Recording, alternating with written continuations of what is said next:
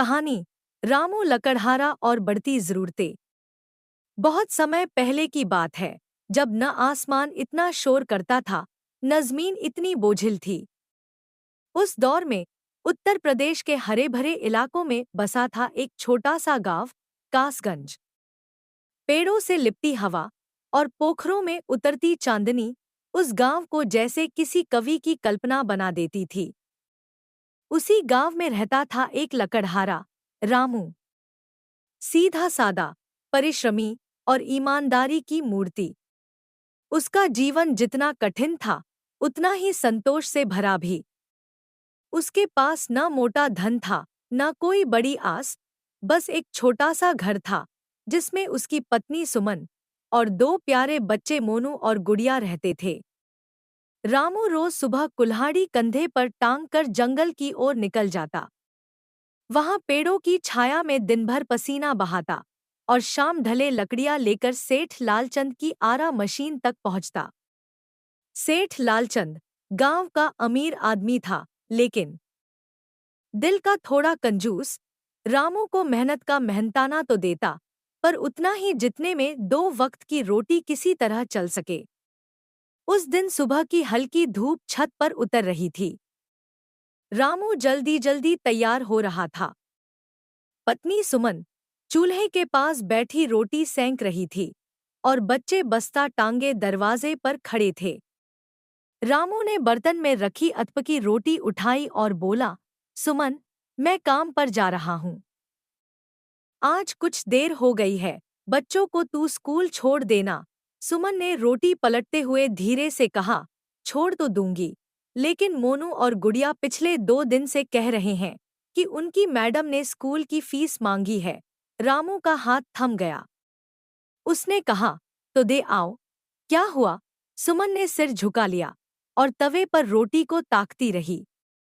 फिर धीरे से बोली, कहाँ से दूं? जो आप रोज लेकर आते हैं, उसी में तो किसी तरह घर चलता है। अब इस तनख्वाह में बच्चों की फीस कहाँ से निकालूं? एक पल को दोनों के बीच खामोशी उतर आई। आंगन की तुलसी के पास बैठी चिड़िया भी जैसे सहम गई। सुमन ने धीरे से अपनी बात आगे बढ़ाई, मैं आपसे एक बात साफ साफ कहती हूँ। आप सेठ लालचंद से पगार बढ़वाने की बात कीजिए। अब देखिए न, हर चीज के दाम बढ़ गए हैं। बाजार जाओ तो सब्जियां जैसे सोने में बिकती हैं। बच्चों की पढ़ाई, किताबें, घर के खर्च, सब कुछ एक बोझ बन गया है। इतनी कम पगार में कब तक चलेगा? रामू ने चुपचाप सुमन की आंखों में देखा। वो आंखें थकी हुई थी, लेकिन उनमें अब भी उम्मीद की लौ थी। रामू ने लंबी सांस ली और कहा, ठीक है, आज ही सेठ जी से बात करता हूँ। फिर वह कुल्हाड़ी उठाकर चला गया। उसके पैरों के निशान आंगन से निकलकर फिर उसी रास्ते पर जा पड़े, जहां हर दिन वो अपने सपनों की छाव ढूंढता था और हर शाम लौटता था, एक दिन बेहतर की उम्मीद में। सुबह की किरणें अभी अभी पेड़ों की शाखों से झांक ही रही थी कि गांव के छोर पर, पुरानी बाड़ी के पास, कुछ मजदूरों की भीड़ जमा हो गई। लकड़हारे अपने फटे झोले और झुके कंधों के साथ वहां जमा थे, चेहरों पर आशा और मन में हल्की आशंका लिए।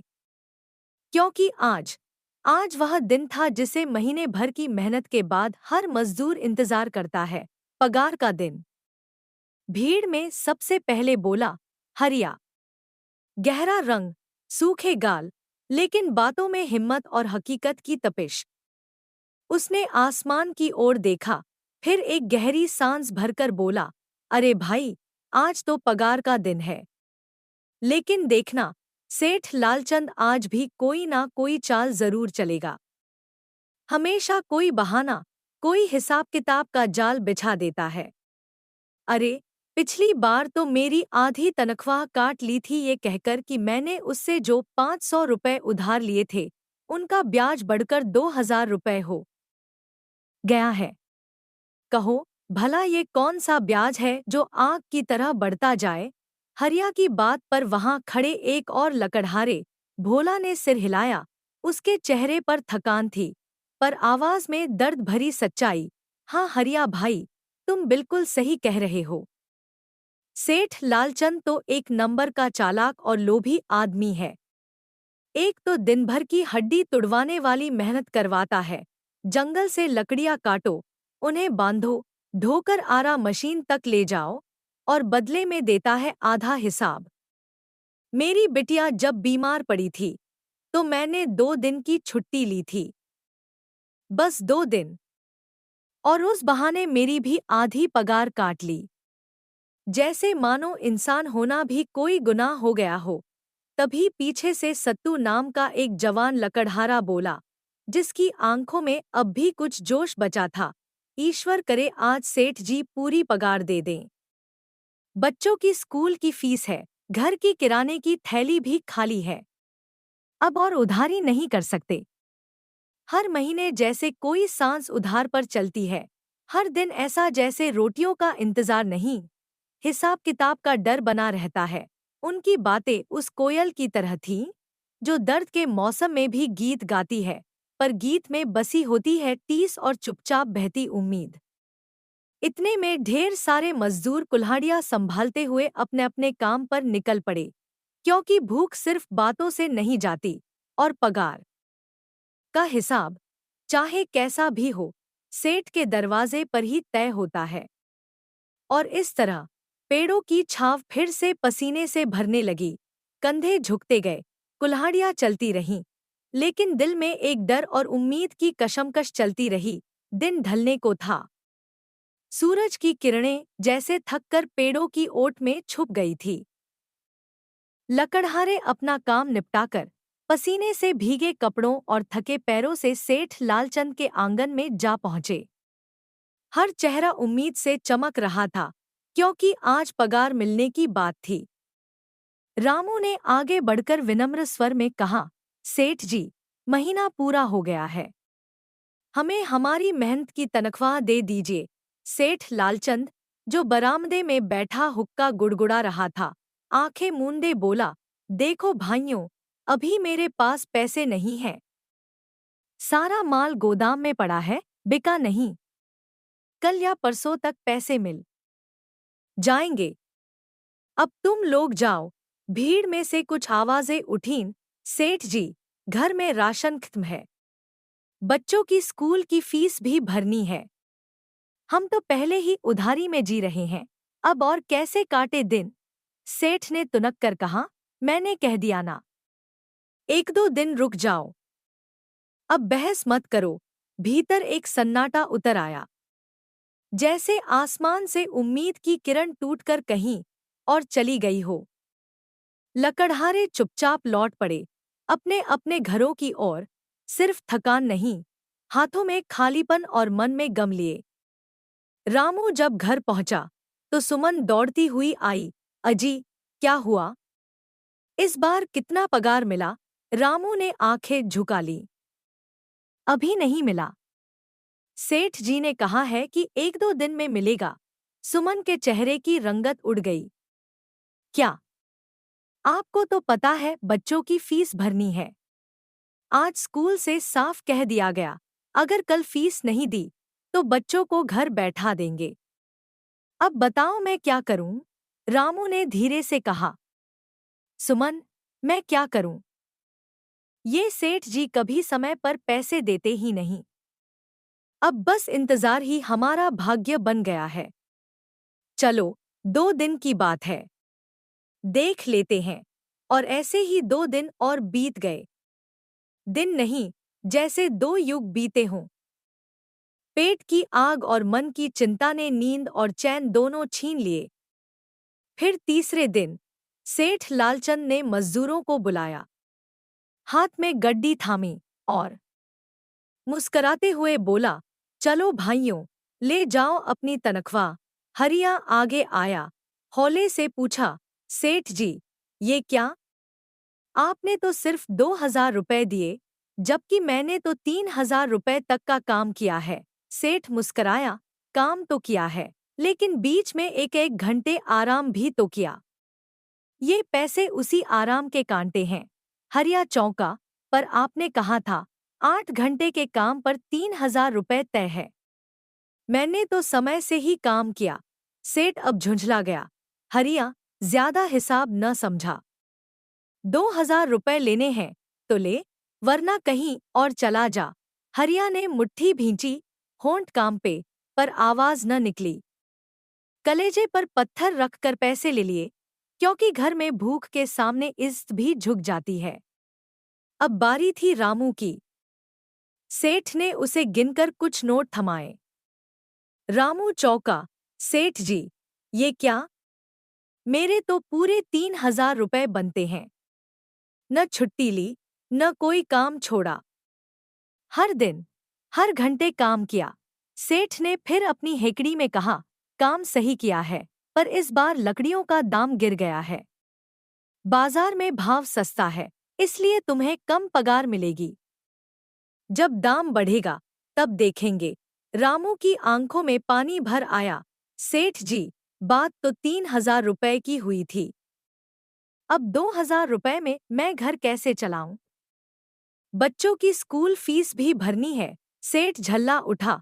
तुझे जितना दिया गया है, वही ले, वरना यहाँ से चला जा और कोई और काम ढूंढ ले। रामू ने देखा। आसमान तकती सुमन की आंखें, कांपते होठों वाले मोनू की किताबें और चुपचाप बैठी गुड़िया का सपना, सब इस एक निर्णय पर टिके हैं। वो चुपचाप पैसे ले लेता है, क्योंकि विरोध करने की आवाज से ज्यादा जरूरी था उस रात घर में चूल्हा जलना। शाम का समय था। धूप ढल रही थी और आकाश जैसे थकान ओढ़े चुपचाप बैठा था। लकड़हारे अपना काम खत्म कर चुके थे, पर चेहरे पर संतोष नहीं, बल्कि एक खामोश नाराजगी थी, जो धुएं की तरह हवा में तैर रही थी। हरिया ने धीरे से कहा, अरे भाई, ये सेठ लालचंद तो एक नंबर का बेईमान निकला। सारे पैसे अपनी तिजोरी में भरता है और कहता है कि लकड़ियों के दाम गिर गए हैं। हमारी मेहनत की कोई कद्र ही नहीं। देख लेना, एक दिन उसे गरीबों की आह जरूर लगेगी। रामू ने नरमी से टोका, नहीं हरिया, यूं नहीं कहते। आखिर वही तो है जो हमें काम देता है, जिसकी वजह से हमारे घरों के चूल्हे जलते हैं। हरिया तमतमा गया। काहे का अंदाता, रामू? जब अनाज ही ना मिले, तो दाता कहने का क्या फायदा? महीनों की मेहनत के बाद बस 2,000 रुपए। इसमें घर कैसे चले? बच्चों की फीस, दवा, राशन, सब तो उसी में से है। ऐसे में हम कभी तरक्की नहीं कर पाएंगे। रामू ने लंबी सांस ली और कहा, और हम कर भी क्या सकते हैं? लकड़ी काटने के सिवा और कोई हुनर नहीं आता हमें। और अगर कुछ और काम करना भी चाहें, तो उसके लिए पैसे कहाँ हैं? हरिया चुप हो गया।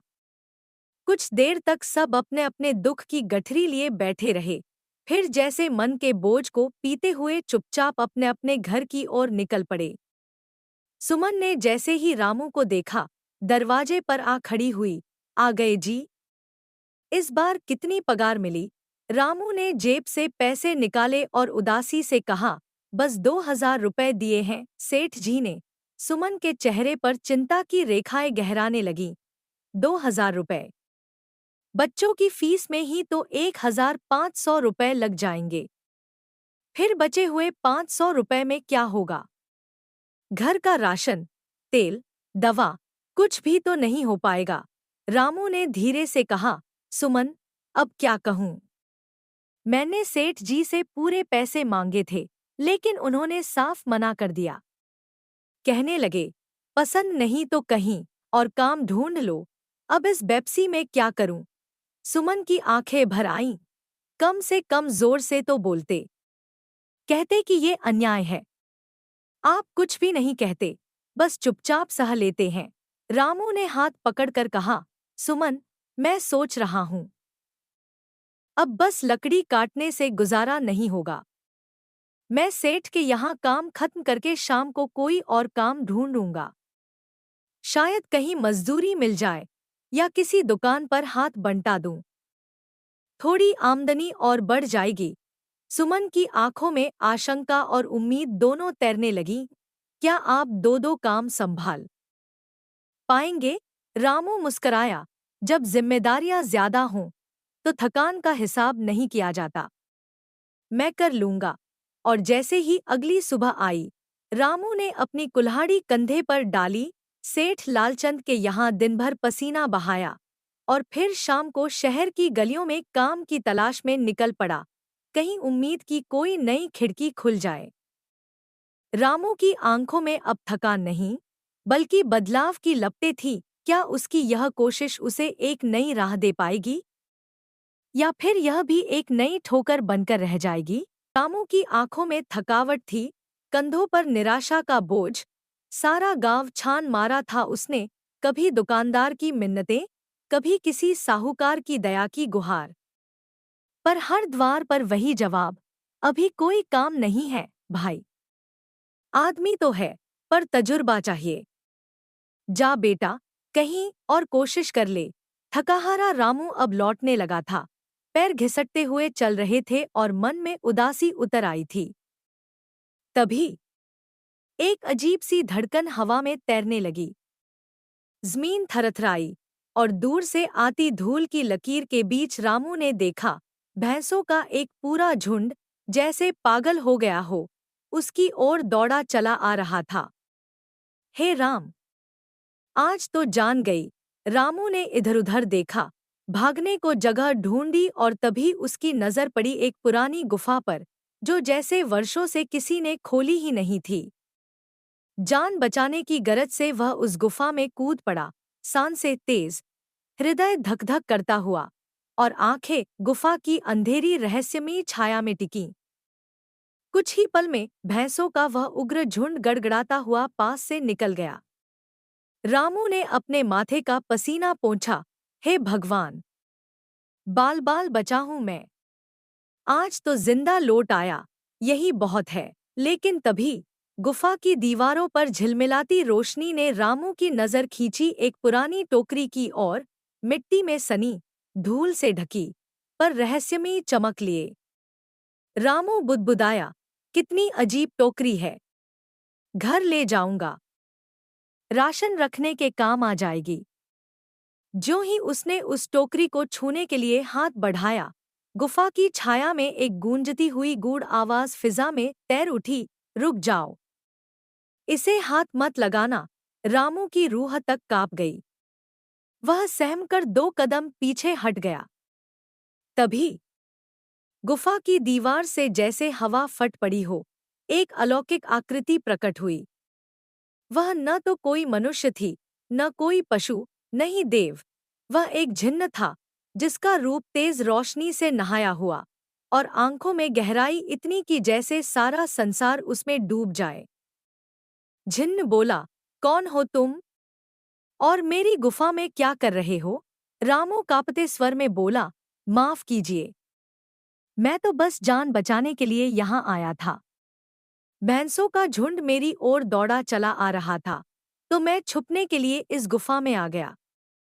फिर मेरी नजर इस टोकरी पर पड़ी। मुझे लगा, यह किसी की नहीं है।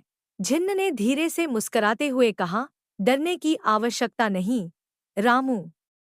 मैं जानता हूँ तुम कौन हो। मेरी नजर जब किसी पर पड़ती है, तो उसका भूत, वर्तमान और भविष्य मैं अपनी खुली आंखों से देख सकता हूँ। रामू आश्चर्यचकित हुआ।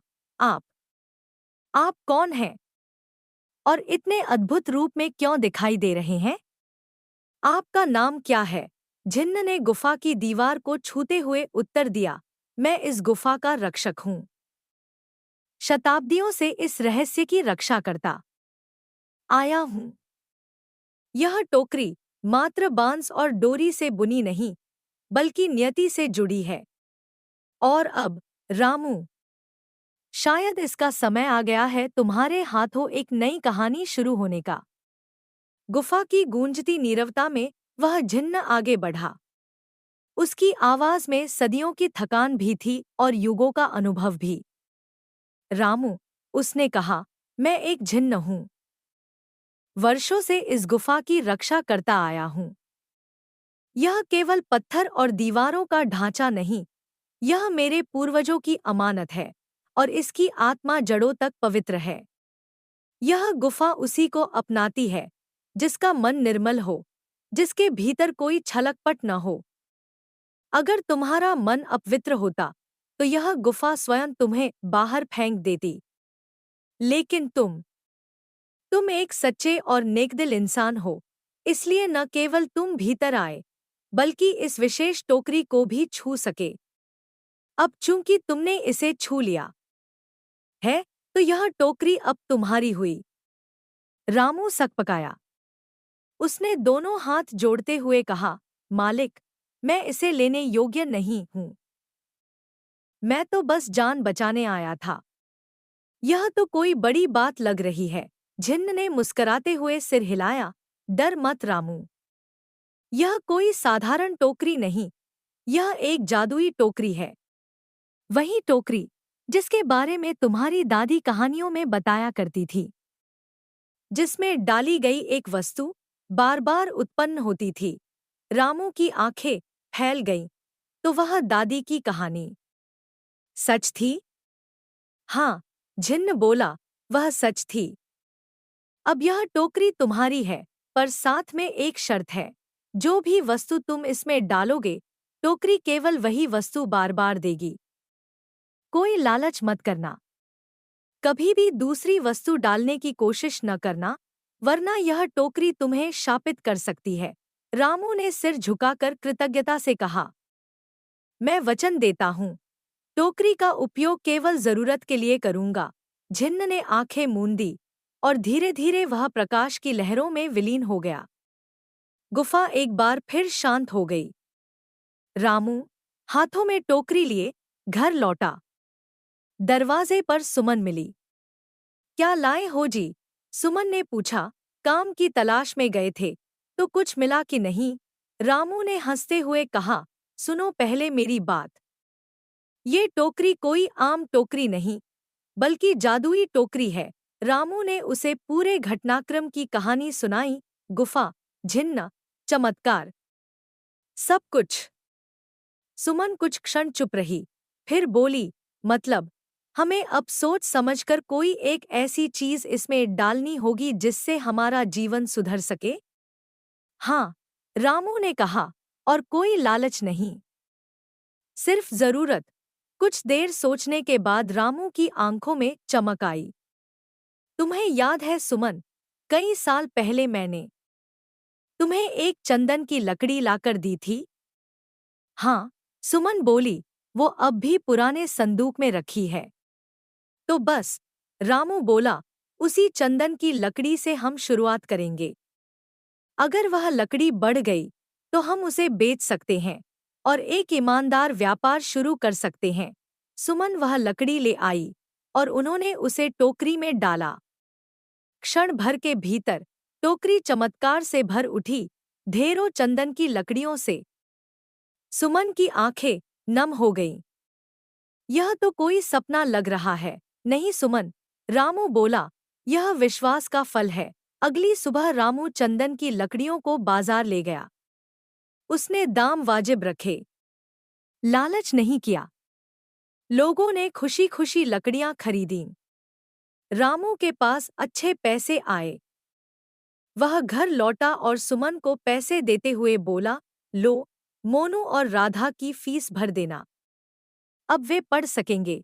सुमन बोली, अब तो तुम्हें उस लालची सेठ लालचंद के पास जाने की जरूरत नहीं। रामू ने मुस्कराकर कहा, मैं काम पर नहीं जा रहा, मैं उन सारे लकड़हारों को यह खबर देने जा रहा हूँ जिनके साथ वर्षों से अन्याय हुआ है। अगर मुझे रास्ता मिला है तो मैं उन्हें भी साथ लेकर चलूंगा। सच्ची तरक्की अकेले नहीं, सबको साथ लेकर होती है।